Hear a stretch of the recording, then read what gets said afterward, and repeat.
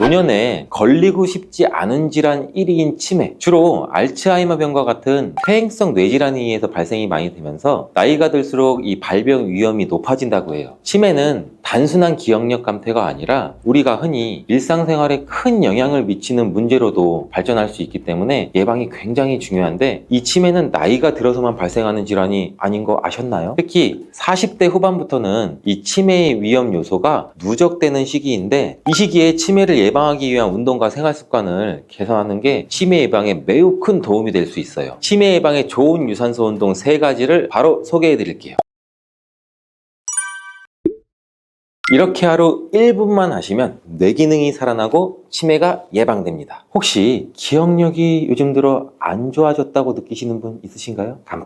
깜빡 무언가를 자주 잊어버리고 뭘 가지러 나갔다가 생각이 안 나서 돌아오신 분들도 많고, 저도 차 키를 집에 두고 차 앞에 와서야 생각난 적이 진짜 한두 번이 아닌데요. 이러다가 문득 이거 너 치매 초기 증상 아니야? 하고 생각이 든 적 저도 있는데, 여러분도 그렇지 않으세요? 노년에 걸리고 싶지 않은 질환 1위인 치매, 중년 이후에는 이 치매를 예방하기 위한 노력이 더욱 중요하다는 사실 알고 계신가요? 그렇다면 제가 치매 예방에 도움이 되는 운동과 활동을 한번 알려드리도록 해볼게요. 이 치매는 뇌의 기능이 점차 저하돼서 기억력이나 사고력, 언어 능력 등 여러 인지 기능이 감소하는 질환인데, 주로 알츠하이머병과 같은 퇴행성 뇌질환에 의해서 발생이 많이 되면서 나이가 들수록 이 발병 위험이 높아진다고 해요. 치매는 단순한 기억력 감퇴가 아니라 우리가 흔히 일상생활에 큰 영향을 미치는 문제로도 발전할 수 있기 때문에 예방이 굉장히 중요한데, 이 치매는 나이가 들어서만 발생하는 질환이 아닌 거 아셨나요? 물론 나이가 많을수록 발병 위험이 높은 건 사실인데, 이 뇌의 구조나 기능에 변화가 생기면서 나타나는 질환이라 중년부터 뇌 건강을 관리하는 것이 치매 예방의 핵심입니다. 이 뇌는 20대 때부터 서서히 노화가 시작되고 30대 이후에는 이 뇌의 신경세포가 점차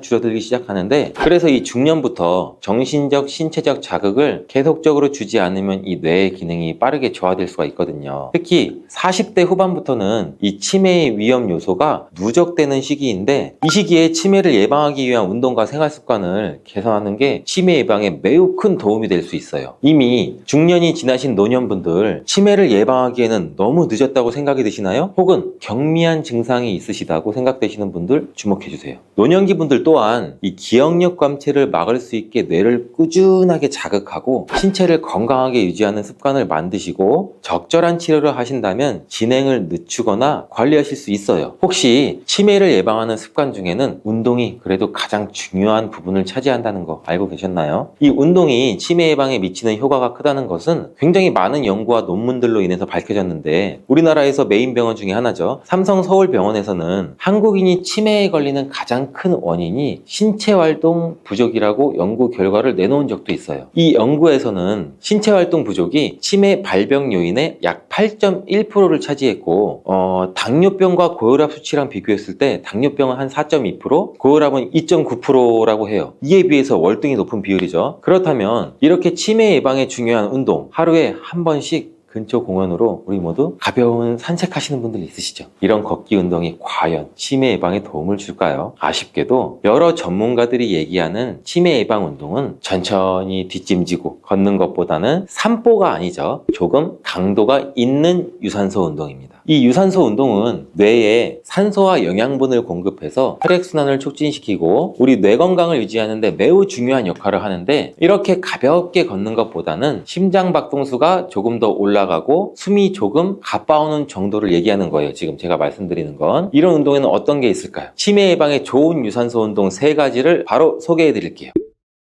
치매 예방에 좋은 첫 번째 유산소 운동, 빠르게 걷기입니다. 빠르게 걷기는 정말 가장 간단하면서도 효과적인 유산소 운동인데, 우리가 하루에 30분 이상만 빠른 속도로 한번 걸어보세요. 30분 이상 빠른 속도로 걸으면 체지방도 태워주고 굉장히 건강에도 유익한 효과가 바로 나타날 거예요. 이렇게 걷다 보면 숨이 조금 가파져 오는데 대화는 가능한 정도, 이 정도가 빠르게 걷기 운동이에요. 그냥 천천히 걷는 게 아니라 조금씩 빠르게 걸으면서 숨은 조금 가빠오고 땀은 조금 나고, 천천히 걷는 게 아니라는 거 꼭 알아주세요. 이렇게 빠르게 걷기를 통해서 우리 몸의 심박수가 조금씩 올라가면서 혈액순환도 촉진되고 뇌로 가는 산소와 영양분 양도 증가되게 되는데, 이 과정에서 뇌 세포의 활성화도 이루어지고 기억력이나 인지기능 자체가 유지가 되는 거예요. 또한 이러한 걷기는 이 스트레스 해소에도 매우 효과적이고 우울증 예방에도 큰 도움이 된다는 결과들도 있어요. 두 번째는 수영입니다. 전신을 사용하는 유산소 운동 굉장히 좋죠. 관절에도 부담을 주지 않고 또 굉장히 효과적인 운동인데, 수영을 하면 전신 근육을 사용해서 심박수도 증가시키고 뇌로 가는 혈류도 증가시키는데 굉장히 도움을 많이 줘요. 또한 이러한 수영은 운동 강도 자체를 조절하기도 쉬워서 누구나 할 수 있는 운동인데, 신체의 다양한 부위를 활용해야 하기 때문에 뇌의 여러 부분을 동시에 자극을 시키고 이 물 속에서의 감각이 또 심리적으로 안정도 줘서 이 수영을 꾸준히 하면 신경 가소성이 증진돼서 치매 예방에도 굉장히 유익해요. 세 번째 유산소 운동은 계단 오르기입니다. 자, 계단 오르기는 굉장히 간단하고 많이들 들어보셨던 운동이죠. 굉장히 효과적인 운동이에요. 계단 오르는 것은 하체를 강화시키기도 하고 이 심박수도 높이는데 매우 탁월한 운동인데, 이 운동은 집이나 직장이든 어디든 할 수가 있죠. 이 운동을 함으로써 우리 몸의 엉덩이나 대퇴사두근 이런 쪽의 근육도 강화시키고 동시에 뇌 기능도 자극할 수 있어서 매우 좋은 운동이에요. 하루에 10분에서 15분 정도 계단을 오르락 내리락 하면 체력 향상도 되고 뇌의 혈액순환도 굉장히 많은 도움이 돼요. 치매에 좋은 운동은 그럼 유산소 운동만 있냐? 아니에요. 근력 운동도 우리 치매 예방에 굉장히 많은 도움을 줘요. 이 근력 운동을 통해 몸의 근육을 강화하면 뇌의 신경세포를 자극해서 우리 인지 기능을 유지하는 데 굉장히 효과적인데요. 어떤 근력 운동이 치매에 좋은지 추천하는 운동들 지금 바로 제가 알려드릴게요.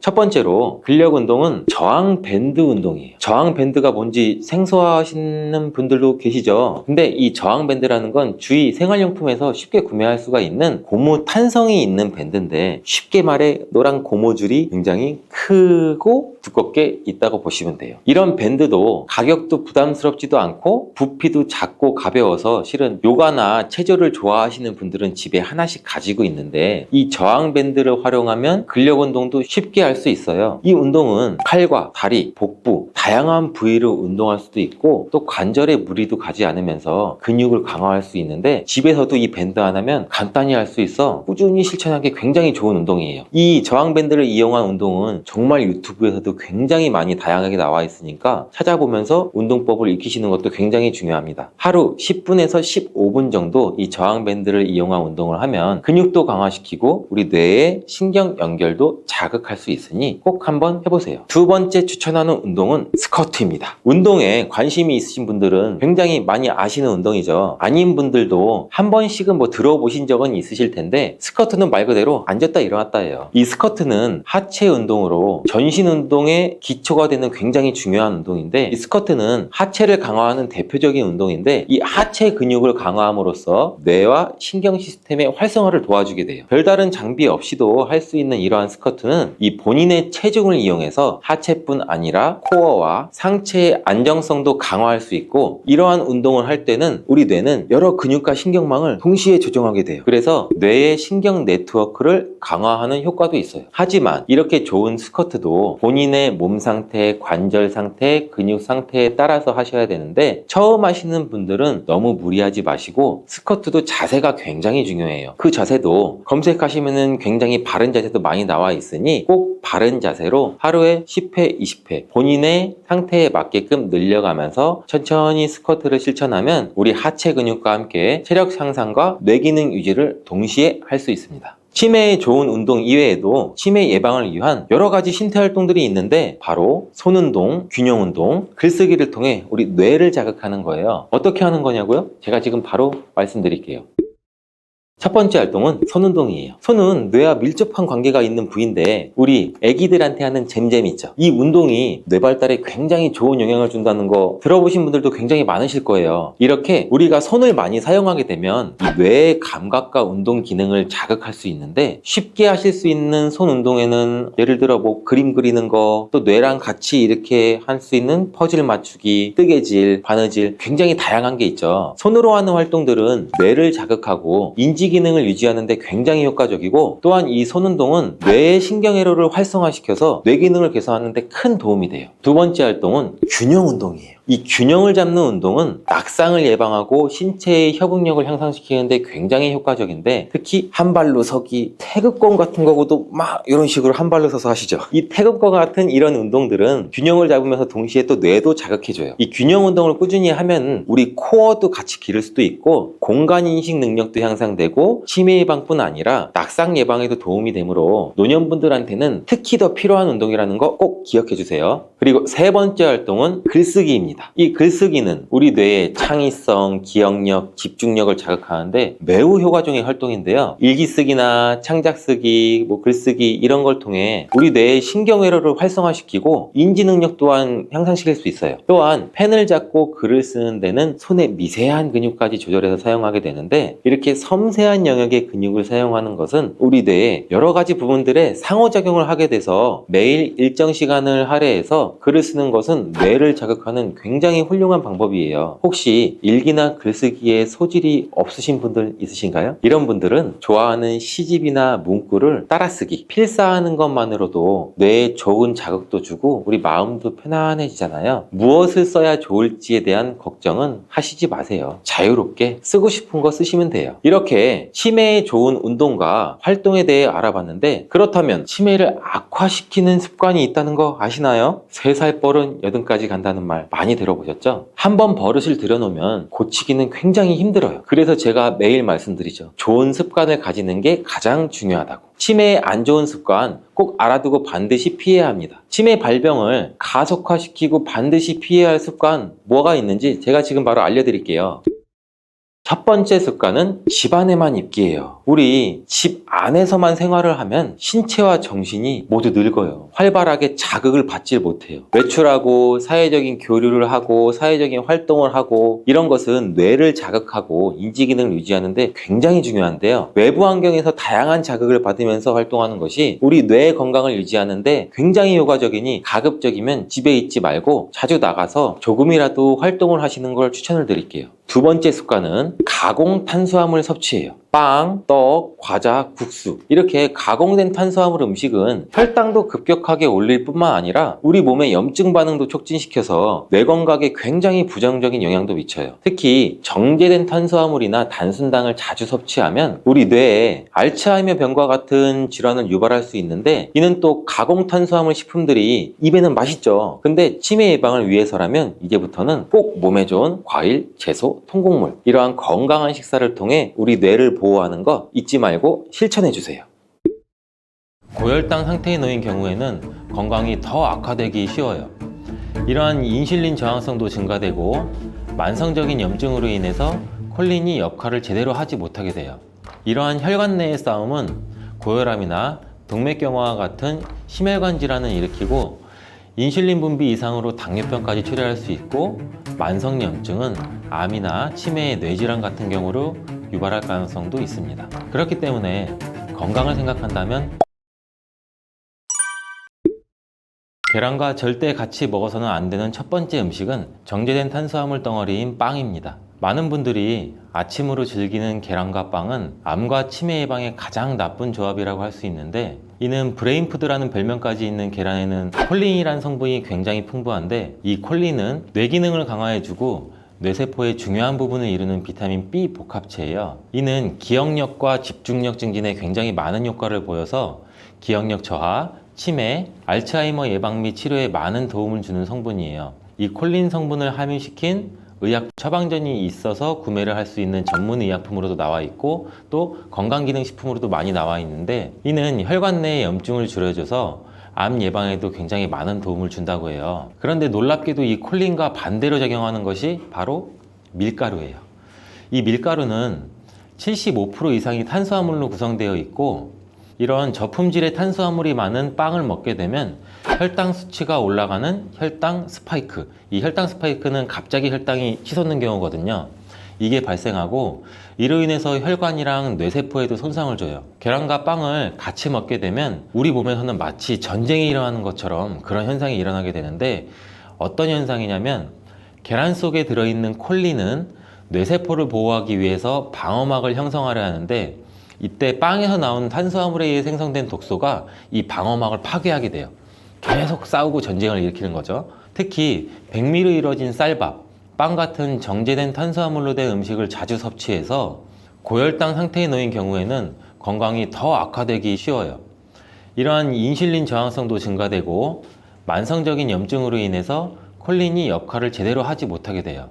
이러한 혈관 내의 싸움은 고혈압이나 동맥경화와 같은 심혈관 질환을 일으키고 인슐린 분비 이상으로 당뇨병까지 초래할 수 있고 만성염증은 암이나 치매의 뇌질환 같은 경우로 유발할 가능성도 있습니다. 그렇기 때문에 건강을 생각한다면 계란과 함께 정제된 밀가루를 사용하지 않은 통밀빵, 곡물빵 이런 다른 음식들을 선택하는 것이 좋은 선택이 될 수가 있습니다. 또한 레몬과 같은 강산성 과일도 계란과 함께 먹으면 안 됩니다. 왜냐하면 이 강산성 과일은 높은 산도가 있어서 계란의 단백질 구조에 영향을 미치는데 레몬이나 다른 강산성 과일에 포함된 산이 계란 속의 단백질과 반응하면 단백질이 응고가 돼요. 굳어요. 그래서 소화가 어려워질 수가 있고 이를 통해서 위나 소화기관 내에서 단백질 응고를 유발시켜서 소화 과정도 방해하고 우리가 더부룩해지고 소화로 인한 질병이 발생할 수 있는 거죠. 특히 단백질의 소화랑 흡수가 저해되면 속이 더부룩한 불편함으로 시작돼서 심한 경우에는 배가 아픈 복통 그리고 설사와 같은 증상이 나타날 수 있는데 계란을 섭취할 때는 레몬이나 다른 강산성 과일과 함께 드시는 것을 피하는 게 좋습니다. 두유와 콩국물과 계란을 함께 같이 먹는 것도 좋지 않습니다. 아침 식사로 두유와 계란을 드시거나 체중 관리와 다이어트를 위해 섭취하는 분들이 굉장히 많아지고 있는데 이 두유 속에 들어있는 트립신이라는 성분이 있는데 이는 계란에 들어있는 알부민과 같이 결합해서 영양소를 파괴하게 돼요. 이 계란은 노화로 인해서 근육 손실과 근육 감소증에 예방이 되는 우수한 단백질을 굉장히 많이 포함하고 있는데 계란 자체에는 비타민도 풍부하고 미네랄도 풍부해요. 근데 이 두유랑 함께 섭취할 경우는 이 영양 성분들의 이점을 충분히 얻지 못하게 되는 결과를 초래하는데 혹시 계란과 녹차나 홍차 같은 경우도 함께 드신 적이 있어요? 이러한 차들도 피해야 돼요. 그 이유는 찻잎 속에 있는 탄닌이라는 성분이 계란의 단백질과 결합을 해서 탄닌 단백질을 형성하게 돼요.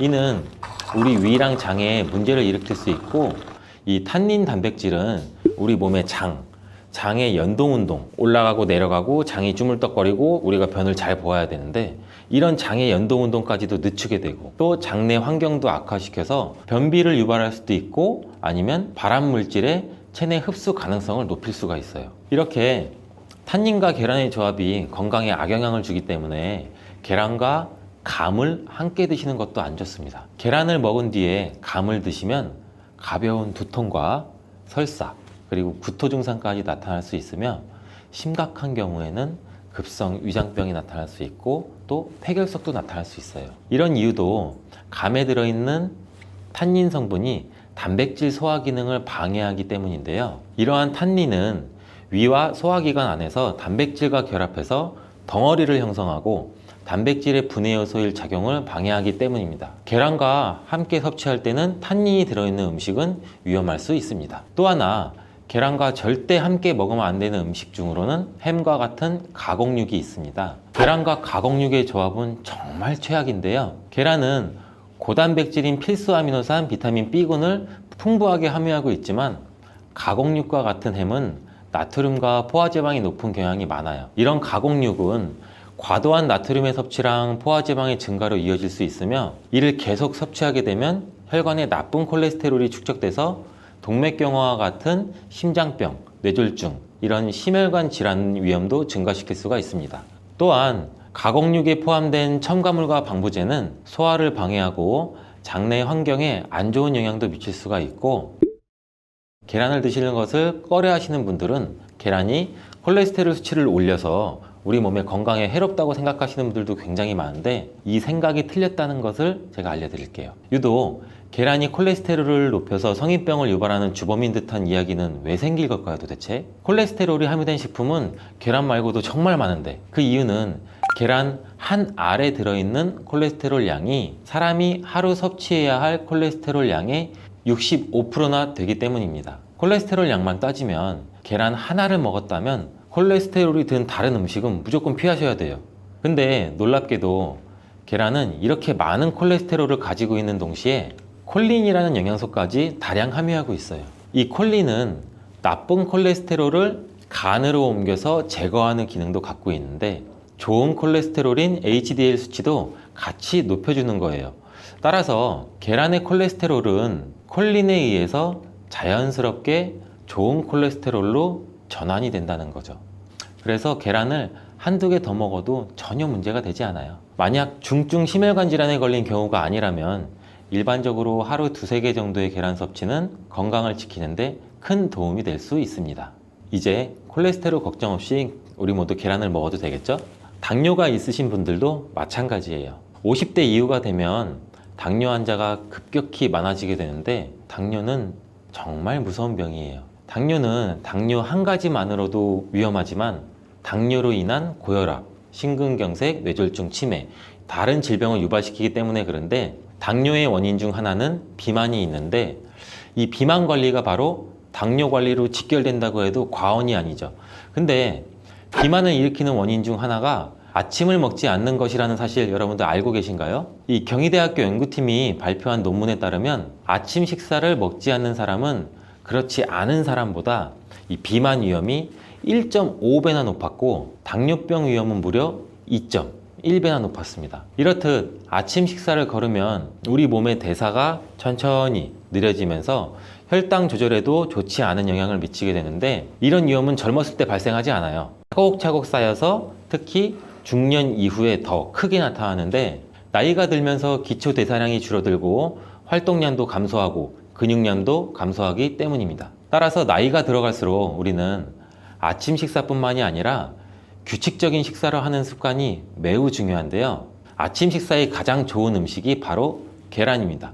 계란에는 우리 몸에 꼭 필요한 다양한 영양소가 풍부하게 들어있기 때문인데 특히 당뇨 때문에 고생하시는 분들 굉장히 많으시죠. 이 당뇨 때문에 고생하시는 분들에게는 최고의 식품이라고 할 수가 있어요. 우선 계란에는 고품질의 단백질이 굉장히 많이 들어있는데 계란 한 개에 약 6g 정도가 들어있고 이 단백질이 포만감도 오래 유지시켜줘서 과식도 예방하는 데 굉장히 많은 도움이 되고 또 이 단백질은 혈당을 조절하는 호르몬인 인크레틴이라는 호르몬 분비를 촉진시켜서 식후 혈당이 급격히 상승하는 혈당 스파이크도 억제하고 안정적으로 유지하는 데 굉장히 효과가 좋습니다. 이뿐 아니라 계란 노른자에 있는 비타민 D, 비타민 B, 콜린 등 중요한 영양소들이 풍부하게 들어있어 비타민 D는 인슐린 분비와 감수성을 높이고 면역력도 길러주고 콜린은 간 건강에 도움을 줘서 지방간을 예방하는 데 굉장히 효과적인 성분입니다. 이 지방간은 비만과 당뇨의 위험 요인 중 하나인데 이렇게 좋은 계란도 함께 먹으면 우리 몸에 보약이 되는 굉장히 좋은 음식들이 있는데 더욱 풍부한 영양을 섭취할 수 있고 당뇨와 비만 관리에도 도움이 되는 음식들이 있어요. 계란과 토마토는 빼놓을 수 없는 최고의 음식 궁합입니다. 계란과 토마토. 이 둘의 궁합은 영양학적으로만 보더라도 굉장히 이상적이에요. 계란은 아까 말씀드렸듯이 단백질, 비타민 B군, 그리고 필수 아미노산을 굉장히 많이 함유하고 있는데 한편 토마토는 우리가 흔히들 많이 알고 계시죠. 비타민 C, 그리고 항산화 물질인 라이코펜을 굉장히 많이 함유하고 있어요. 그래서 이들이 만날 때 서로의 영양적 가치가 굉장히 배가 되는 거죠. 토마토 속의 라이코펜은 지방에 용해되기 때문에 계란과 같이 먹을 때 그 흡수율이 굉장히 높아지는데 이러한 조합은 우리 심혈관 건강을 지키고 면역력을 높이는 데 아주 효과적이고 토마토에 들어있는 비타민 C는 계란에 들어있는 철분의 흡수를 돕기 때문에 빈혈 예방에도 굉장히 좋습니다. 우리 철분제 드실 때 흔히 비타민 C와 같이 섭취하라고 말씀드리잖아요. 이와 같은 이유 때문인데 또 하나를 보면 올리브유를 두른 팬에 계란과 토마토를 넣고 살짝 볶아 드시면 아침에 최고의 식단이 될 수 있습니다. 요즘 또 아보카도 식단도 굉장히 인기가 많은데요. 흔히 지중해 식단 이렇게 말씀을 많이들 하고 계시죠. 계란과 아보카도도 굉장히 좋은 궁합인데 계란에는 매번 말씀드리지만 굉장히 많은 영양소가 있는데 아보카도에 함유된 건강에 좋은 지방산, 특히 오메가3 지방산과 비타민 E를 많이 갖고 있어 이 두 가지 재료가 만나면 서로가 영양적 시너지가 굉장히 폭발합니다. 이 아보카도 속의 건강한 지방은 계란이 단백질 흡수를 더욱 좋게 하고 흡수율을 더욱 높입니다. 또 계란 속에 있는 비타민과 무기질은 아보카도의 지방산을 흡수하는 데 도움을 주고, 이러한 조합은 심혈관 질환 그리고 뇌 건강에 굉장히 긍정적인 효과도 주고 전반적으로 건강을 굉장히 많이 향상시키는 효과도 같이 갖고 있는데, 이 아보카도와 계란을 함께 먹음으로써 식이섬유와 건강한 지방의 결합이 우리 몸의 포만감도 높이고 장내 환경을 굉장히 많이 개선을 시킬 수가 있습니다. 간단하게 아보카도와 계란 샐러드를 아침에 만들어 드시면 어떨까요? 계란을 또한 채소와 함께 드시면 비타민의 흡수율도 증가시킬 수가 있어요. 특히 호박을 섭취하면 부교감 신경을 활성화시켜서 마음을 안정시키고 또 불안감 및 긴장을 완화시켜 주는데 높은 효능을 발휘합니다. 스트레스는 만병의 근원이라고 하는데, 이 계란과 호박을 함께 드시면 스트레스는 물론 몸의 피로도 같이 줄여주기 때문에 비타민 A와 베타카로틴이 많은 호박을 섭취하면 또 눈 건강에도 굉장히 유익하다고 합니다. 계란에 함유된 루테인과 지아자틴과 같은 카로티노이드 성분과 함께 작용하여 강력한 항산화 효과를 발휘하고 망막을 보호하고 황반색소 밀도도 유지시키고 녹내장 또 퇴행성 안구 질환의 발병률도 낮춰줄 수 있습니다. 우리 흔히 많이 드시는 눈 영양제 조합을 보면은 루테인, 지아잔틴, 항산화 물질인 아스타잔틴, 또 베타카로틴과 이렇게 다 같이 구성이 되어 있는 걸 보셨을 거예요. 그 이유가 바로 여기에 있습니다. 최근에 시야가 뿌옇게 느껴지는 분들이 계란과 호박을 곁들인 식사를 하시면 더욱 좋답니다. 계란과 완벽하게 어울리는 다른 식재료 중 하나는 치즈가 있습니다. 치즈는 그 맛이 좋을 뿐만 아니라 영양학적으로도 계란과 아주 좋은데, 계란이 완전 식품으로 여겨질 정도로 여러 영양소를 가지고 있음에도 불구하고 상대적으로 칼슘 함량은 굉장히 낮아요. 근데 유제품인 치즈는 칼슘을 풍부하게 함유하고 있어서 이를 보완해 줄 수가 있죠. 특히 유제품 중에서는 치즈는 계란과 굉장히 잘 어울리는데, 치즈는 발효된 우유에서 만들어지면서 그 발효 과정에서 유산균이 작용해 단백질 함량이 감소해서 과다한 단백질의 섭취를 피하면서도 서로 영양적 혜택을 굉장히 많이 보완할 수가 있어요. 이 사과도 계란과 정말 잘 어울리는 식품인데, 다양한 영양소가 계란에 굉장히 균형 있게 포함되어 있는데, 이 비타민 C와 식이섬유가 상대적으로 적은 편이라는 점에서 사과가 이를 완벽하게 보완해 줄 수가 있어요. 사과는 비타민과 식이섬유가 많아서 장 기능을 활성화하고 배변을 원활하게 하는 데 기여할 뿐만 아니라 혈관에 누적된 해로운 콜레스테롤도 없애 동맥경화, 심장질환, 뇌졸중 등 심혈관 질환을 예방하는 데 도움을 많이 줘요. 특히 단백질 소화에 매우 이롭다는 점에서 계란 섭취 후 소화가 약간 더부룩하게 느껴지시는 분들이라면 이때 사과를 드신다면 소화액 분비를 촉진시켜서 소화를 도움을 줄 수 있습니다. 오늘도 똑똑하고 건강한 식습관을 위해 노력해보면 어떠신가요? 건강한 습관이 나를 만든다. 잊지 않기를 바라겠습니다. 빈혈이 있는 분들이 들깨를 꾸준히 섭취를 하시면 이 빈혈도 개선하는 데 굉장히 많은 도움을 받을 수가 있어요. 이렇게 좋은 들깨가 가장 취약한 단점이 있어요. 그건 바로 열에 약하고 쉽게 산패된다는 거예요. 통들깨보다는 들기름으로 많이 섭취하게 되는데, 이 들기름을 짤 때 굉장히 좋아요. 들기름을 짤 때 보통은 200도 이상으로 가열을 해서 들기름을 볶아서 기름을 짜게 되는데, 이때 몸에 좋은 오메가3 지방산이 대부분 파괴가 많이 돼요. 그래서 들기름을 드실 때는 저온에서 압착한 기름을 사용하시는 것이 좋습니다. 저온 압착유 또는 생들기름이라고도 하는데, 이 기름을 요리에 사용할 때도 열에 오랫동안 가열하지 말고 요리가 끝나갈 무렵에 촉촉촉 이렇게 들기름을 넣어 주시거나 먹기 직전에 드레싱해서 드시는 게 굉장히 좋습니다.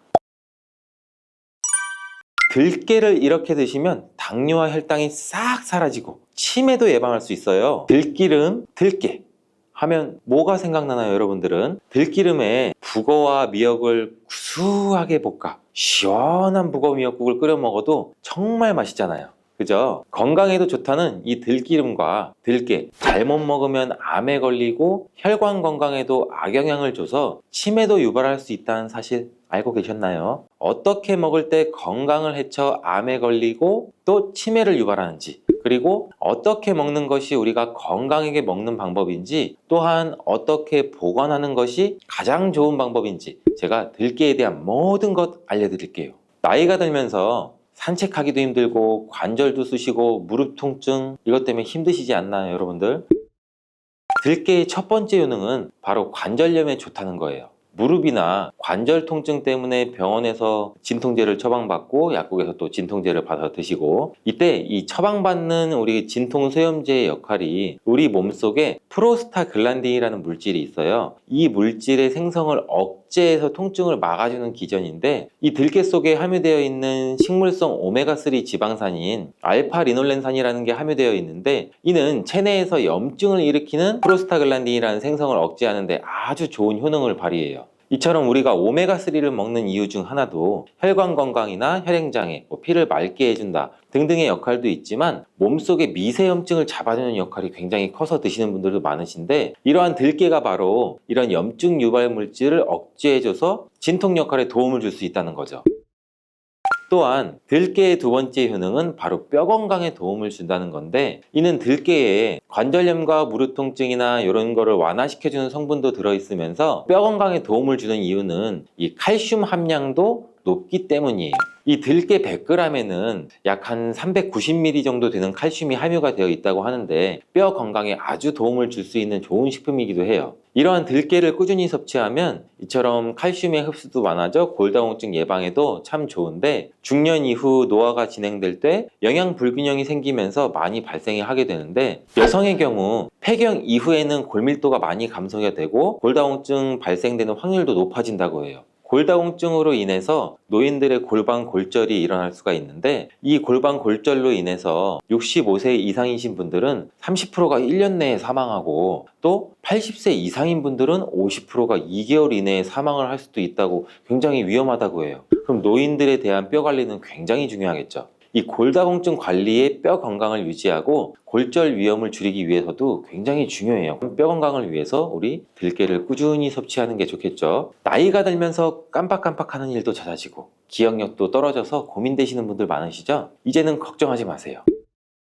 세 번째 들깨의 효능은 바로 뇌 건강, 뇌신경을 튼튼하게 해주고 기억력도 높여주고 치매를 예방하는 데 도움을 줄 수 있다는 거예요. 이렇게 좋은 효능이 있는 이유는 잠깐 말씀드린 대로 오메가3가 풍부하게 함유가 되어 있는데, 이 오메가3는 보통 흔히들 알고 계시듯이 등푸른 생선에 많이 함유되어 있다고 알고 계시잖아요. 이것은 동물성 오메가3고, 식물성 오메가3인 이 알파리놀렌산이라는 거는 들깨에 많이 들어있어요. 이 들깨에 함유된 지방산 중에서 이 60% 정도나 차지하는 게 바로 이 알파리놀렌산인데, 이 알파리놀렌산은 뇌신경 보호에 탁월한 효과가 있는데, 어떻게 뇌신경을 보호하느냐? 뇌신경에 염증을 일으켜서 망가뜨리는 이 사이토카인이라는 물질이 있는데, 이러한 사이토카인이라는 물질의 분비를 감소를 시키고, 또 알츠하이머 치매 환자의 뇌에서 많이 발견되는 이 비정상적인 단백질이라는 게 있어요. 이게 베타 아밀로이드라고 하는데, 바로 이 알파리놀렌산이 이 베타 아밀로이드를 감소시키기 때문이에요.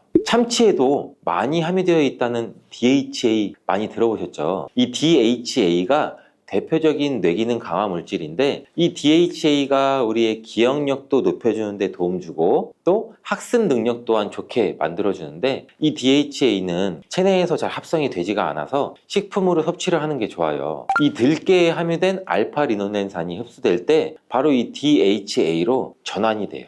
그래서 어린이 전용 오메가3 같은 경우에서도 약국에서 많이 보시면 이 EPA보다는 DH 함유량이 높은 영양제도 굉장히 많이 찾아볼 수가 있는데, 이렇듯 들깨가 뇌신경이나 뇌 건강에 좋은 이유가 바로 이것 때문이에요. 네 번째 들깨의 효능은 이 심장을 건강하게 하고 혈관의 노화를 막아주는 데 도움을 준다는 거예요. 이 알파리놀렌산이 체내에 흡수될 때 DHA로 변환된다고 제가 말씀드렸잖아요. 그뿐만 아니라 EPA로도 변환이 되는데, 이 EPA가 어떤 역할을 하냐면 바로 혈소판 응집을 억제해서 혈관에 혈전이 생기는 것도 막아주는 효능도 같이 가지고 있어요. 물론 혈액순환도 도와주겠지만, 그리고 혈관은 튼튼하게 하는 효능과 혈액의 중성지방과 나쁜 콜레스테롤인 LDL을 낮추고, 또 좋은 콜레스테롤인 HDL을 높여주는 역할도 같이 해요. 이 미국의 심장협회에서는 허혈성 뇌졸중이나 심장마비로 인한 돌연사, 관상동맥 질환 등의 위험을 감소시키기 위해서 매주 1회에서 2회 이상 오메가3 지방산이 풍부한 등푸른 생선을 섭취하는 것이 도움을 준다고도 발표를 했어요. 근데 이 오메가3 지방산의 함량을 살펴보면 이 100g당 오메가3 지방산의 함량이 연어에는 한 11.5g, 고등어에는 9.9g, 들깨에는 무려 63.1g이나 함유가 되어 있다고 해요. 굉장히 많이 함유되어 있죠. 이렇듯 들깨에는 연어에 비해서 5배 이상 들어있다는 건데, 들깨를 꾸준히 드셔서 혈관도 건강하게, 심장도 튼튼하게 유지하시기 바라겠습니다.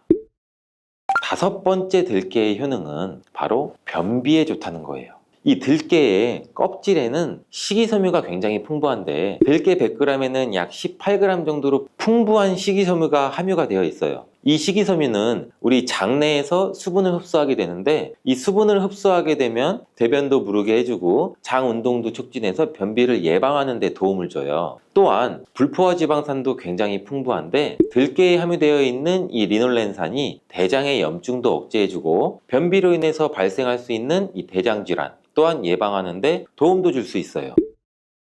6번째 들깨의 효능은 바로 이 췌장을 건강하게 하는 데 도움을 준다는 거예요. 들깨에는 또 루테올린이란 성분이 풍부하게 들어있는데, 이 성분은 몸 안에서 인슐린에 대한 반응도를 높이는 기여를 해요. 이게 무슨 말이냐면, 우리 췌장에서 인슐린이 분비가 되죠. 인슐린이 조금만 분비하게 돼도 몸 안에서 이 인슐린에 대해서 반응을 잘하면 혈당이 급격히 올라가는 것도 막아주고, 또 췌장에서 인슐린 분비도 멈추는 역할을 하겠죠. 이렇게 췌장의 부담을 많이 덜어줄 수 있다는 거예요. 루테올린을 통한 인슐린 반응도가 높아지면 당뇨도 예방할 수 있고 혈당 조절에도 많은 도움을 받을 수 있어요.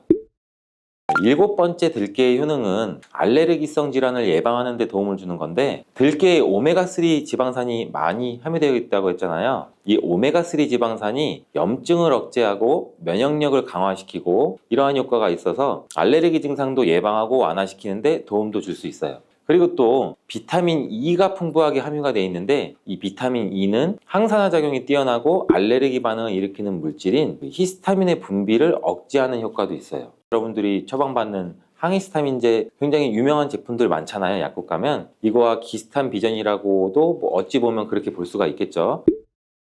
8번째 들깨의 효능은 빈혈에 좋다는 거예요. 들깨에 약 100g에는 철분이 14mg 정도 함유가 되어 있는데, 이는 시금치의 약 2배에 해당이 돼요. 시금치보다도 이 철분 함량이 높아서 빈혈에 도움을 줄 수도 있고, 그뿐 아니라 이 들깨에 함유된 비타민 B12라는 성분은 조혈작용, 즉 피를 만들어주는 작용을 도와주는데, 이 조혈작용이란 혈액 속에 혈구를 어떻게 보면 만들어내는 과정을 말하죠. 빈혈이 있는 분들이 들깨를 꾸준히 섭취를 하시면 이 빈혈도 개선하는 데 굉장히 많은 도움을 받을 수가 있어요. 이렇게 좋은 들깨가 가장 취약한 단점이 있어요. 그건 바로 열에 약하고 쉽게 산패된다는 거예요.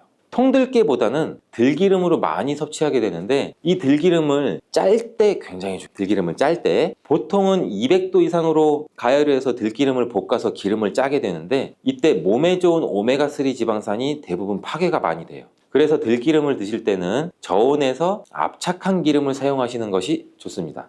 저온 압착유 또는 생들기름이라고도 하는데, 이 기름을 요리에 사용할 때도 열에 오랫동안 가열하지 말고 요리가 끝나갈 무렵에 촉촉촉 이렇게 들기름을 넣어 주시거나 먹기 직전에 드레싱해서 드시는 게 굉장히 좋습니다. 또한 이 들기름은 산패가 쉽게 되는데, 이 들기름이 산패되면 벤조피렌이라는 물질이 생성되는데, 이게 1급 발암 물질이에요. 이 산패된 들기름을 지속적으로 드시게 되면 발암 물질을 계속 먹게 되는 거죠. 그래서 이 들기름의 사용기간 또한 지켜주시는 게 좋은데, 보통은 2달 이내로 드시는 게 가장 좋고, 개봉을 하셨다면 1달 이내에 소비하는 것을 추천드립니다. 어떻게 보면 어린이 시럽이랑도 비슷하죠, 유통기한이. 이 들깨는 또한 보관 방법도 굉장히 중요해요. 신문지나 검은 비닐 이런 걸로 감싸서 빛을 차단하고 밀봉한 상태에서 반드시 냉장 보관하시기를 추천해 드립니다. 실온에 두신다면 들기름의 산패는 급속히 진행이 돼요.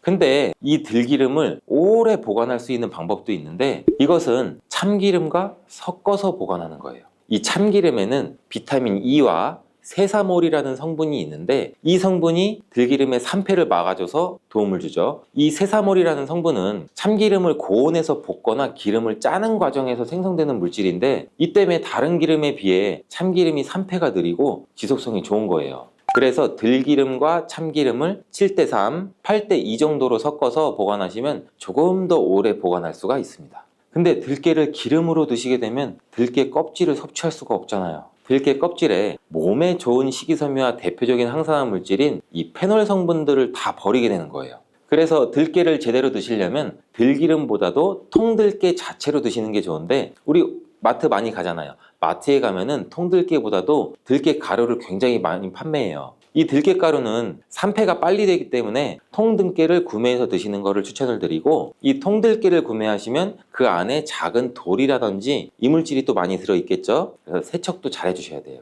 제가 세척하는 법 알려드릴게요. 먼저 들깨를 물에 담가 씻어요. 그리고 물 위에 동동 뜨는 것만 얇은 채로 걷어서 옮겨주시고, 이렇게 반복하게 되면 바닥에 이제 돌이나 이물질만 남게 되는데, 또 이거를 버리고 또 물에 담가 씻어주고, 또 물 위에 뜨는 것만 채로 살짝 걷어서 옮겨주시고, 이 작업을 한 3-4번 정도 반복해 주시면 되는데, 이렇게 하면 통들깨를 깨끗하게 세척할 수가 있죠. 깨끗하게 세척한 통들깨는 자연 건조해줘도 되지만 시간이 오래 걸리니까 팬에 담아서 약한 불로 건조해 주시거나, 아니면 쉬운 방법은 집에 있는 전자레인지를 이용하셔서 건조시키면 돼요. 근데 전자레인지를 이용한 건조 방법을 제가 알려드릴게요. 세척한 통들깨를 접시에 담아서 한 5분 정도 돌려주시면 돼요. 이때 수시로 상태를 확인해 줘야 돼요. 아직 건조가 5분 정도면 건조는 덜 됐을 거예요. 근데 오랜 시간 전자레인지에 돌리면 들깨가 탈 수가 있죠. 이렇게 5분 정도씩 돌려가면서 중간중간 상태를 확인해 주고 완전히 건조될 때까지 이 작업도 반복해 주시면 돼요. 이 완전히 건조된 통들깨는 그냥 스푼으로 떠서 드셔도 되고, 먹을 만큼씩 믹서기에 갈아서 음식에 넣어서 드셔도 되고, 통들깨 자체로도 음식에 넣어 드셔도 되죠. 이렇게 하시면 들깨를 산패되지 않은 채로 신선하고 건강하게 버리는 거 없이 드실 수가 있습니다.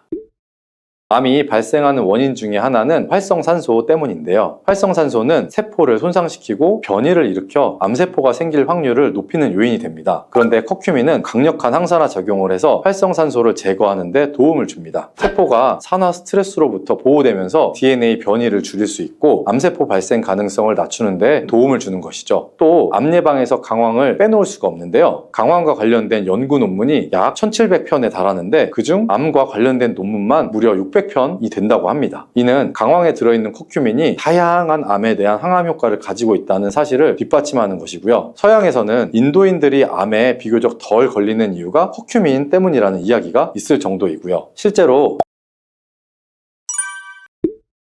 여러분들은 노란색 하면 무엇이 떠오르시나요? 노란 개나리? 아니면 귀여운 병아리일까요? 혹시 건강에 좋은 노란색 하면 무엇이 떠오르시나요? 맛있는 카레의 원료인 강황이 혹시 떠오르진 않을까요? 강황이 몸에 좋다고 이야기 들어보신 분들 많을 텐데요. 강황은 노란빛을 띠는 향신료로 오랜 세월 동안 전통의학에서 활용되어 온 식물인데요. 10대 슈퍼푸드에도 꼽히는 강황이 몸에 어떻게 좋은지 알고 계신 분들 있으실까요? 강황에 대한 모든 것들, 우리가 강황을 어떻게 사용하면 더욱더 좋은지 모두 알려드릴게요. 강황을 실물로 보신 적이 있을까요? 사실 강황 그 자체로는 우리 식탁에 생소한 식품인데요. 강황은 생강과에 속하는 식물로 주로 뿌리 부분을 사용합니다. 우리가 흔히 보는 노란 가루 형태의 강황은 뿌리를 건조시킨 다음에 갈아서 만든 것인데요. 강황 속에는 커큐민이라는 성분이 풍부하게 들어있는데, 이 성분이 강황 효능의 핵심 성분입니다. 그러면 강황의 효능에는 어떤 것들이 있는지 하나하나 알아볼게요.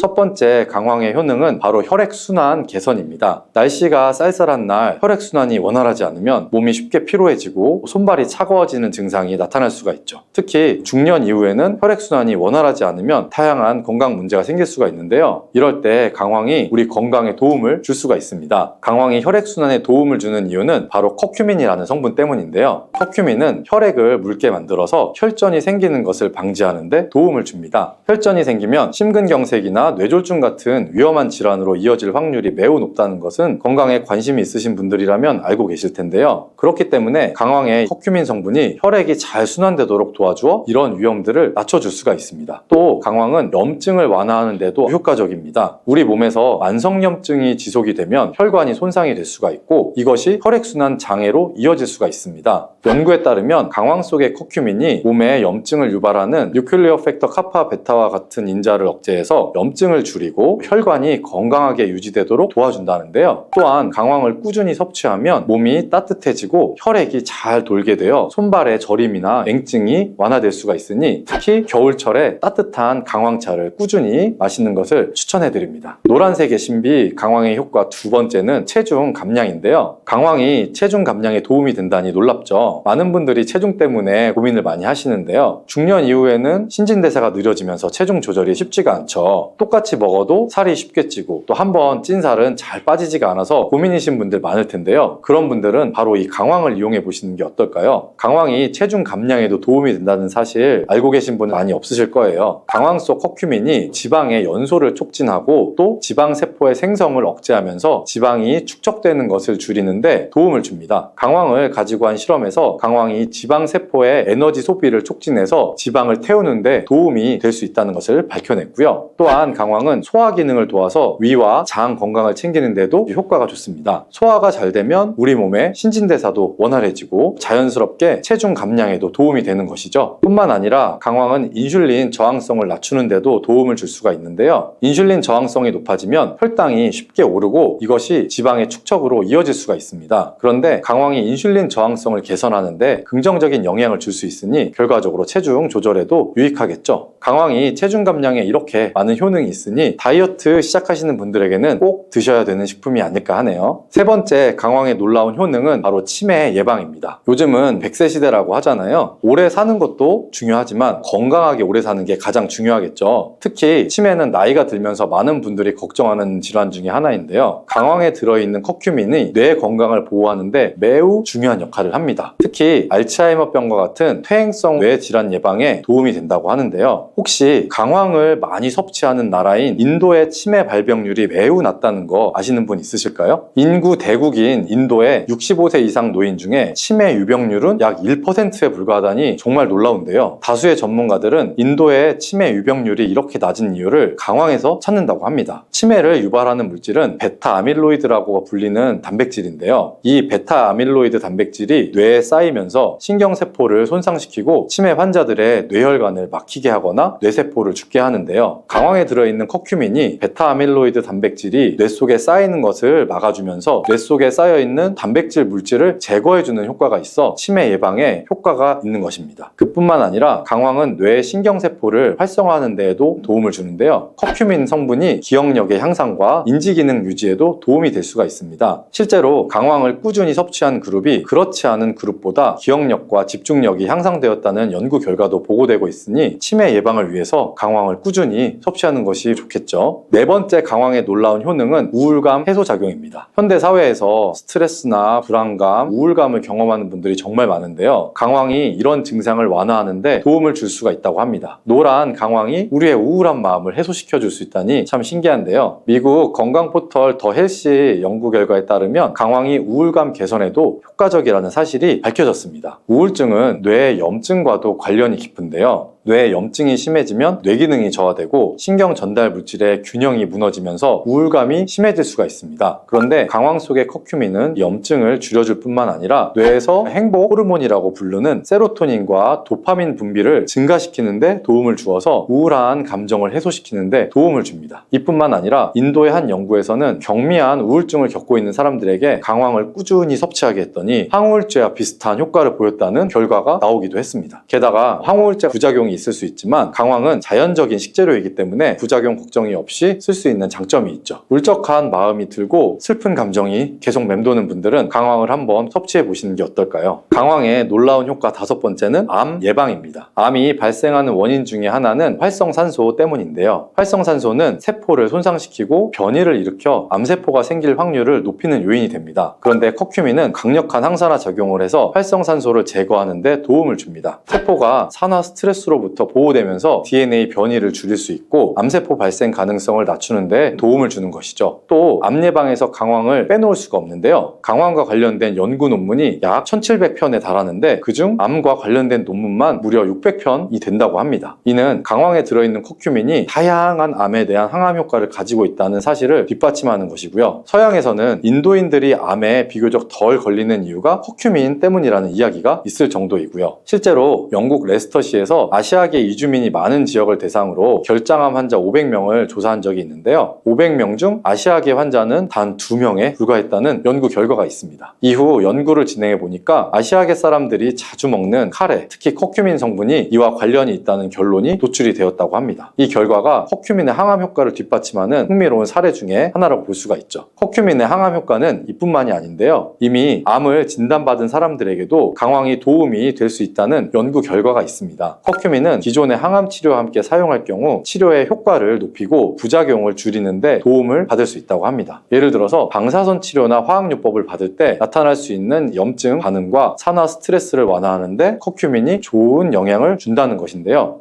그렇다고 너무 강황에만 의존하는 건 바람직하진 않고요. 물론 항암 치료를 받는 분들은 반드시 담당 의사와 상의 후 섭취하는 것이 좋겠죠. 혈액순환, 체중 감량, 우울감 해소, 치매 예방, 암 예방 등 건강에 뛰어난 효능이 있는 강황. 그런데 강황과 궁합이 잘 맞는 식품과 함께 섭취하면 그 효능을 더욱 높일 수 있다는 거 아실까요? 강황과 찰떡궁합인 식품들과 이를 활용한 추천 요리법까지 자세히 소개해 드릴게요.